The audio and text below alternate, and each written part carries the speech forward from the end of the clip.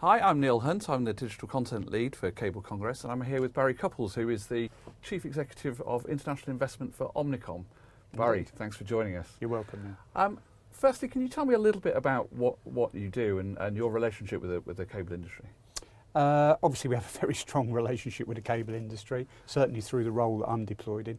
I'm in the investment team, and we have a number of investment teams all over the world, both regionally and locally, every single market that we're in. And our job really is to ensure that we're delivering value for our clients, we're delivering, and that's being measured and delivered, just to make sure basically that what's said was being delivered is actually being delivered. So a lot of relationships with all the vendors in the world and keeping pace with the changes, technology and otherwise. You mentioned the changes, obviously, in the kind of TV industry at the moment. You kind of the rise of Netflix and the kind of cord-cutting generation that apparently are changing the face of everything. Is that a trend that you see in the European scene? Trends, it's a wonderful word, isn't it? Can be used to really mislead people or to really drive something. I think what's important for us, talking about cable, it's a great trend because we've really passed some really fundamental thresholds and passed them a while ago. You know, technology is ubiquitous, we all know that, and the reality is the target audiences that drive the advertising dollars that you asked me about to open, you know, the adoption's almost at 100%. So it's not just the millennial audience, which we all obsess about, it's the 25-34 audience, which is a huge audience for advertisers, the 35-44 audience, and even the older part. Adoption's really, really strong. So yeah, the trend is a really good one. And you mentioned Netflix, I just wanted to share. You know, we talk about trends and is it scaling? I mean, it's scaled, it's already scaled, but it's never unilateral, it's never uniform around the world. Just a quick number from the US.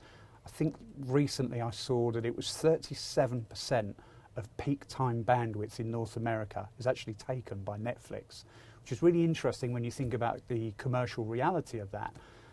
Because it means that the cable companies are really focusing more on broadcast channels than they are on IP infrastructure, which is really interesting. The pace of the world doesn't happen at the same time. The change is different at different stages. So China, video poster child of the world for several years now. The US, it's really strong. Australia's really strong, Japan's really strong, UK and Germany are really strong. The others are catching up, not catching up miles away, catching up quickly. So yes, that trend's particularly good. Video is being served out on a massive demand, service on demand at a mass scale at the moment. So you're seeing a polarisation, if you like, of demographic behaviour. And then I guess how, you know, with traditional, certainly on the TV side of cable operation, how do they adapt to this kind of new world of, you know, there's so much content out there, there's so many channels being delivered now? That's a great question. It's different by country. Remember, the key one for us, or maybe not, but the key one for me at the moment is OTT. And OTT is playing slightly to different rules because it's not fixated with what we'll say are the ratings deliveries, because it's all about the consumer experience, because it's a paid for.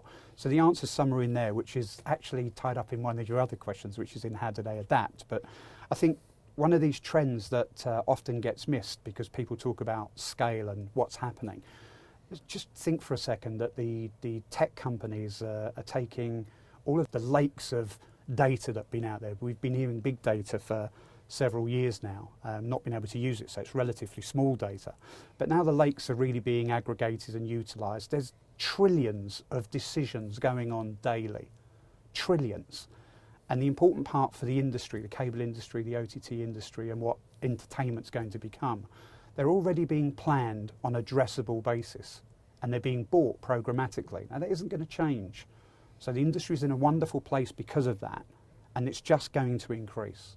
And then I suppose looking at that kind of, you know, we've obviously seen, especially in Europe, a lot of kind of mergers and acquisitions and takeovers. Is that something we're likely to continue to see? Do you know what? I'm not entirely certain of what the merger landscape will be going forward, but what we've seen to date is that production and delivery are coming much closer together. You've got to remember it's a connected world for everybody, so that's just a natural consequence. Of course, they're going to come together. What I'd like to see moving forward, bundling of content channels. I don't really want to see that. I'd like us to see bundling of what I'll call intelligent programming entertainment around the secure data profiling, everything that's transparent, to be able to drive things forward in that way. That's what I'd really like to see through the mergers. But I'm really encouraged by what's gone on. There's been nothing that I haven't thought of as being extremely useful, and it's been a landscape of drive and things that are genuinely dynamic, and that's great. And I want that to continue. It's just I'm struggling a little bit to see where the next huge one will come from. But it's definitely going to happen. Yeah, it's definitely going to happen. Now you mentioned data a little bit there, and kind of looking forward, obviously, traditionally and historically, the data has been owned often by the people who own the box, and not necessarily the content provider. So there's been a kind of mismatch there. Is it, looking forward kind of 5, 10, 15 years, is that a possible direction for cable companies to move to, owning more of the kind of analytics and data set, as well as the content delivery and the means of delivery? Yeah, great question. It's a personal view. I'm not sure that everybody out there holds the same view. The first thing to centre that, to anchor it, is that it needs to be really transparent. Data needs to be bought into by everybody. The exchange through the API needs to be very, very transparent, because at some point in the near future, the currencies and metrics of success that we all work to will change. They're changing now, but not dramatically. Data will allow us all the way down to potentially transactional data. So the influence to purchase becomes, we know purchase intent is real, and we know what they purchased and when. When we're at that level, who holds those boxes? Personally, so long as I have an API in to be able to read that data, I don't particularly care on behalf of our clients. I just need to know that our clients have access to it so that they can aggregate against their own data management platform, and that we're driving outputs which are based on consumer interaction, convergence, and just driving the value for clients. That's what we're about, client first, driving value. So where do you see this kind of going in kind of 5 or 10 years? We often, there are pools of data all the time from IHS and Avon and other research houses like that. Where do you see the market going? God, it's a great question again. Truly, if either of us had the answer to that, the reality is I'm sure one of us would write a book, or certainly place bets for our kids and indeed their kids, so that they do be doing very well in the next 20, 30, 40 years. I think the truth is, over the next 5 years, I see a massive play from the OTT and platform boys. They'll lead. I think the truth is we'll see parity between the costs of IP and broadcasts. I think that's really important when you look at major shows. I'm not suggesting for a moment that the traditional home of major broadcast events that are global, like a Super Bowl or an Olympics or a World Cup, is going to change, but genuinely, because those things will reach parity, I do believe that the rest is all up for question, and it will move to the Googles, Netflix and Amazon. So 5 years for me, controversial as it may be for some, I genuinely see leadership of the platforms and OTT. I think it will just be very strong. 10 years, we're caught up at the moment in VR and AI and higher definition everything. I think the one that will come out, I think virtual reality will move from being, the word interesting, says everything and nothing. It will move out of the interesting phase into a really creative and dynamic phase. And I think VR and formats that will genuinely be immersive for the consumer. So immersive experience from an immersive format. So in 10 years, VR and immersive formats will be dominant.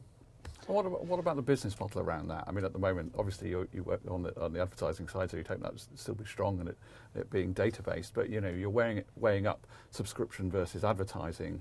The kind of Netflixes are a lot more on the side of subscription, but they are looking at advertising. How do you see that mix? Is it still going to be a comfortable mix there? Yeah, remember, they are marriages of convenience in many ways, and we are talking about evolution. I do see them being sorted out. I do see the advertising model becoming just as prolific as it is today. In what format that's going to come, there's still some work to do within that. But as we look to 15 years, remember, just to anchor against some of this stuff, let's go back 15 years before we talk what the model will be in 15 years. 15 years ago, we didn't have Facebook, Twitter, YouTube, and I think Netflix was actually a DVD company. So you've got to remember that evolution over 15 years has been dramatic. So expect the unexpected. There'll be loads of new things out there. at the centre of that answer is the business model is going to have to be driven by transparent data, and we're going to have currencies and metrics for success that look very different from today. Because today's advertising model is driven by something which we genuinely hope in 15 years has disappeared. I'd like to see it disappear quicker than that, which is the same for less. And advertising at the moment is driven by the reality of there's lots of tenders, as I'm sure you know, out there in the world of advertising and media agencies, and they tend to be templated, and they're templated on price.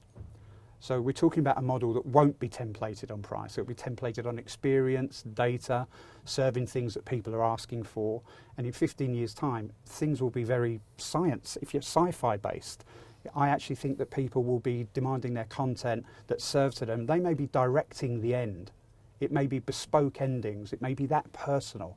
So I think the currencies and metrics will be very different to today. I think the business models will change dramatically, thankfully for us in the right way, because we think effectiveness through a business model which isn't focused on buying 100 for less than 100, that's not real value in our belief. And I think the way the industry is going is opening up this new domain of value through currencies and metrics which are much more valuable to clients, much more valuable.